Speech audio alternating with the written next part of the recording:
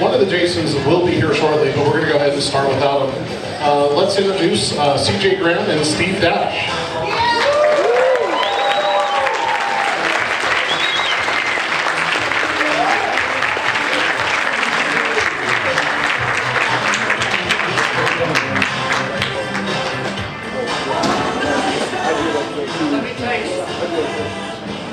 Let me tell you something, all right? Listen to me. Quiet. Listen. When Kane comes, don't fucking applaud. You got me? When they announce him, I want silence because he's a fucking prima donna. He's not here, and we don't want to put up with that shit. Am I right? Okay. Everybody happy now? Before we start, I just gotta do this, all right? I thought I was in control. Dude, you gotta stand up, because you got serious kahunas to wear that outfit.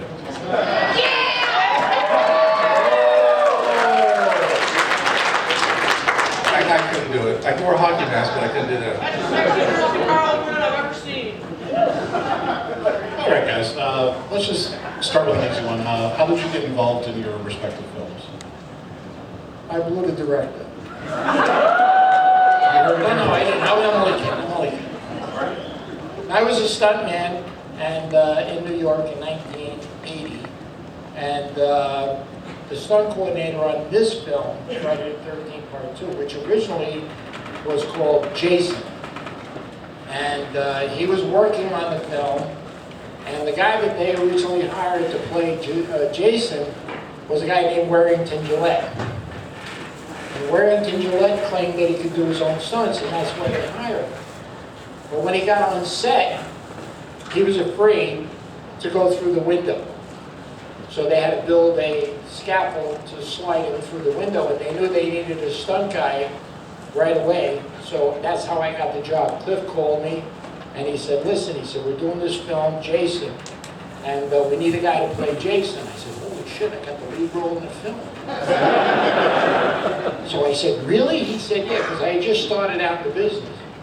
And I went to Kent, Connecticut, and I went before the producer and the director, Steve Miner and Dennis Murphy, who was the producer, and I didn't know, they had shot some stuff running through the woods and stuff, so they had to match the costume. So they wanted to make sure that I was the right size and everything. So he said, they looked me up and down, they said, okay, Cliff was the stunt coordinator. They said, take him to wardrobe, see if the costume fits. He says, okay. We went in there, we put everything on, and I come out, and they said, wow, he looks good. They said, get the bag. I said, what do you mean the bag? What bag? He said, well, I forgot to tell you. He said, there's a bag over your head. And I said, what do you mean there's a bag over my head? He says, yeah, because at the end of the movie, they take the bag off, and then there's this hideous face of this guy, Jason, that's been sleeping in the water for 30 years. I says, you kidding me? He says, no. I said, so nobody sees my face? He says, no. He says, you got a bag on. I said, all right. I said, well, let me see the script. He says, you got no lines.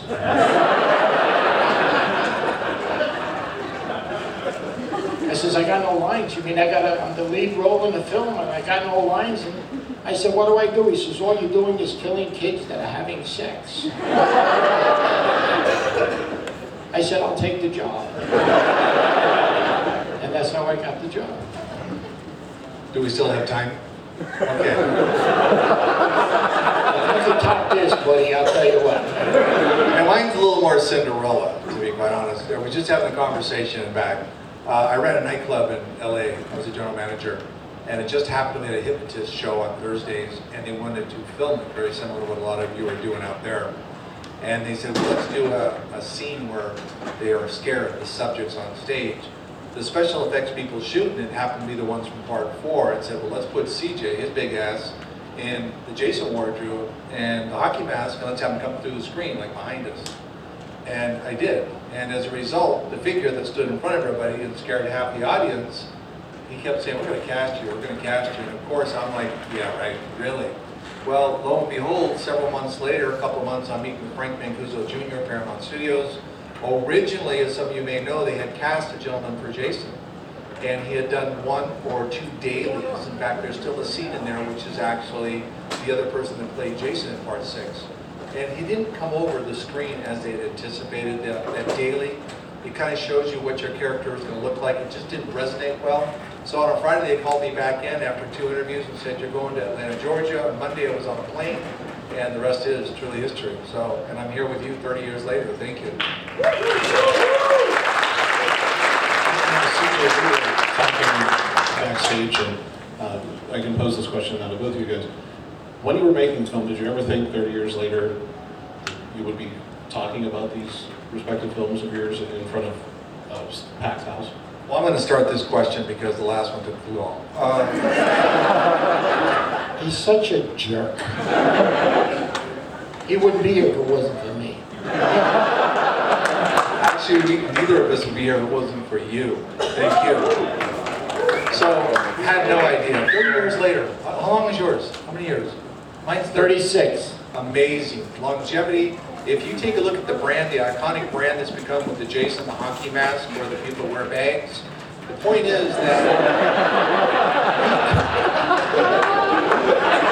we just had this conversation. Everybody knows Tom Cruise, but you know, it's crazy because if you start talking about a hockey mask, Jason, it's just as an iconic brand in the world as an A-lister as Tom Cruise. I'm honored to be 30 years later thought of and still sought out for autographs from little people that are going to be Jason in 2040 to folks your age and some of your parents. Go ahead. Go ahead, honey. Okay, sweetheart. Did you know he was gay? He would know. Remember how he got the job?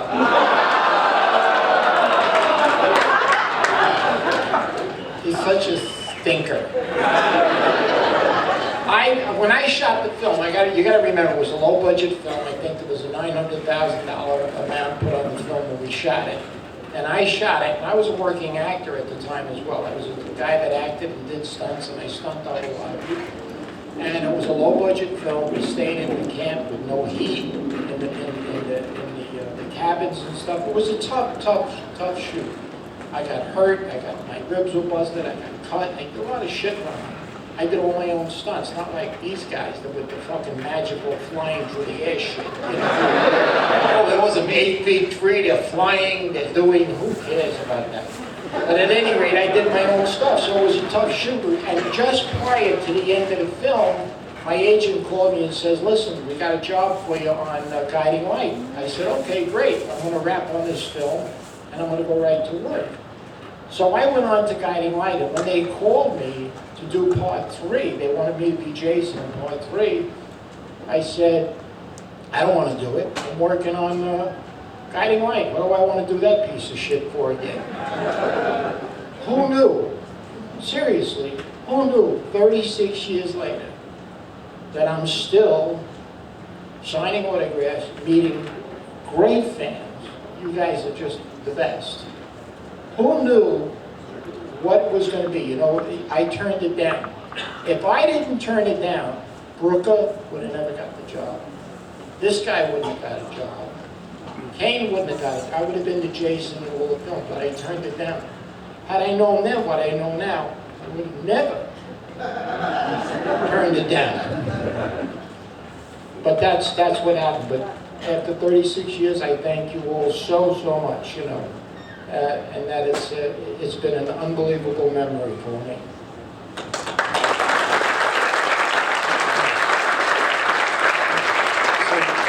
What challenges did you both face being a killer that didn't speak?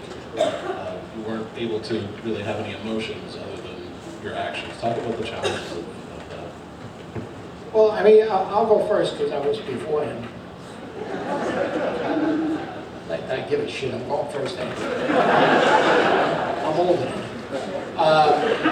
The challenges that I faced, well, it started out with the shoes.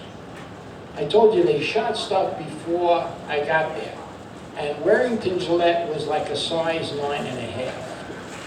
And I'm 10.5. And when I put the shoes on, they didn't fit. And they said to me, if the shoes don't fit, you ain't working. So I squeezed my feet into the shoes. I shot for 6 weeks with these shoes on that were killing me. The second thing was the bag. I had the bag over my head. And what happened when I ran through the woods, and I wore an eye patch for 3 weeks prior to shooting, to get used to working with one eye. And when I put the bag on, the bag would flop. And when I was running in the woods, I would run into trees. It was really difficult. So they put double-faced tape on my eye to hold the bag closed so I could see where it was going with the peripheral vision. And as a result, after 3 weeks of shooting, I developed burns on my face from taking the tape on and off. And I really believe that was the reason why they went to the hockey mask after part 2, because of the trouble that I had with the bag. Because you whined so damn much. What was the question? The challenges you face. Challenges. Picking up his mess. I hate him. I hate him. I hate him. Wait till Kane gets here and we start ragging on his tiny hands. Anyway, my challenges, was more importantly trying to figure out how to act. Think about it, it's very easy to act when you're speaking to a crowd and show emotion. Get pissed! Watch people jump and stuff. That's easy. That's the easiest part. Stand there and walk out.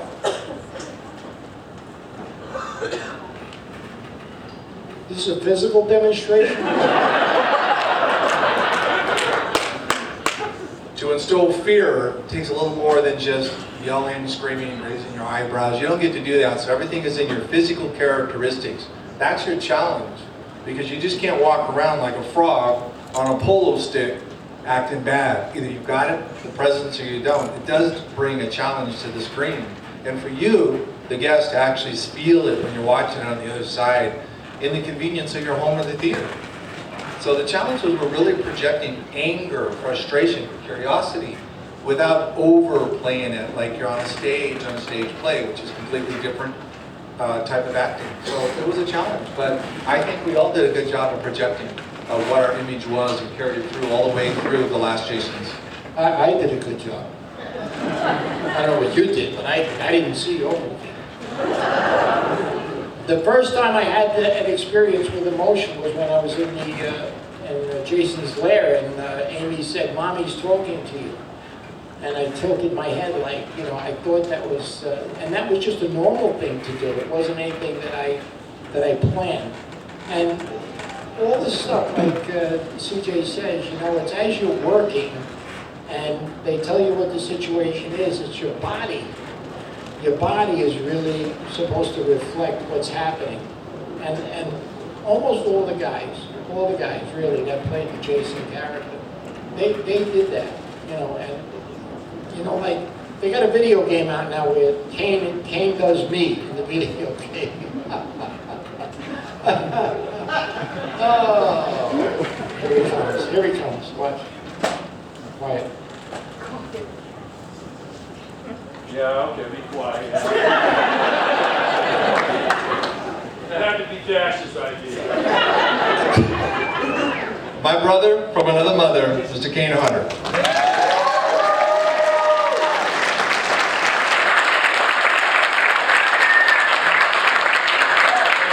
Didn't I tell you not to do nothing?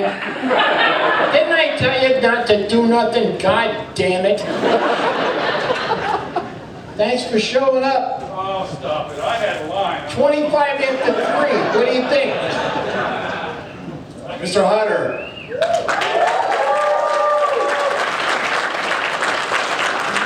Can I sit in the middle to break these two girls up? Do I have to turn it on? You have to work. I'm going to sit a little further away from Dash. You want to ride the because pony? He gets a little handsy. What did he say about the movie earlier? I hate both of these guys. You missed the BJ part. We gotta start all over again. Can we get more feedback, please? All right, who's scared of these guys now after this? Joke. All right, so Kane, these guys told us how they got involved in their film. How did you get involved taking over the role of Jason after? Tell the truth, he stole it from me. I did. I actually thought CJ did a very good job. I'm not kissing his ass because you guys know I don't do that. I say what I mean.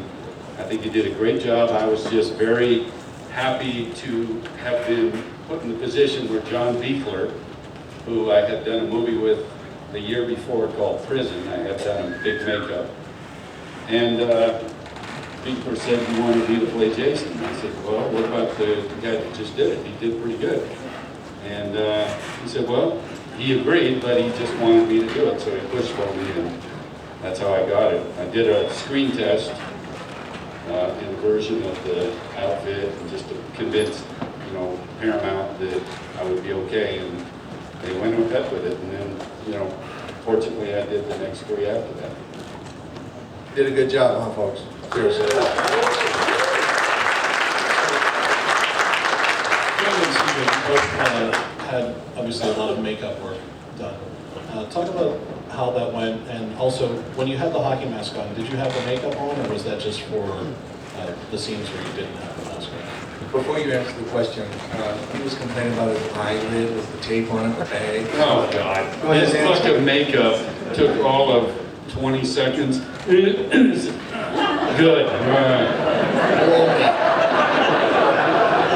A sack. I loved it, though. It was very effective because it wasn't overdone. I think you did a good job. Just so you all know, I'm the real Jason. That's how he signs everything, so he's not good. And his car title the same way, the real Jason. You know what, when I did it, the opening of my scene, you see a lot of makeup, prosthetics, it took several hours to get into the character with that. Once we got past the maggots, at that point the hockey mask was put back on, I got the cheek. I got to just have the face piece cut out. They blackened out one eye with some grease, and it was a lot more simpler, and it was maybe an hour to get prepped and ready to go in the wardrobe when I was on scene. Kane is the one that's going to tell you about more of experiences because he went through a full body suit. He's such a suck up. I mean, really, he's just sucking up. God damn it, why is he sucking? You're always yelling over, hey, Siege, Siege. Hey, Siege. I hope I don't get that cranky when I'm that fucking old. It's just an age thing. Part 7, I had full makeup, head to toe, every shot of the movie, even with the hockey mask on. Because part of it was missing, and you could see the teeth and everything. So that was difficult, going through the makeup process every day, and then doing a lot of stunts too. Part 8, much easier. I just had the head on with an open face, hockey mask over it. Jason Goes to Hell, again, full body makeup. But what was hard about that one was that in the previous films, I could take the hockey mask off. Even if I had makeup on my face, if I could take the hockey mask off between shots, I could catch my breath better. Jason Goes to Hell, the hockey mask was built into the makeup, so much more uncomfortable and hard to work in. Again, full body latex suit. And then Jason X, other than the Uber Jason look, which was a full body thing, it was probably the easiest, along with Part 8 as far as comfort. But it completely varied. And I always thought, as a fan of the movies, it was odd that Jason, his look changed so dramatically from movie to movie, because each successive director or makeup effects person would have their own ideas about Jason, so they wouldn't care about previous ones, which I always thought was a little weird, but it worked out. To go along with that, Steve, being the first Jason, even though someone else claims that, the real Jason.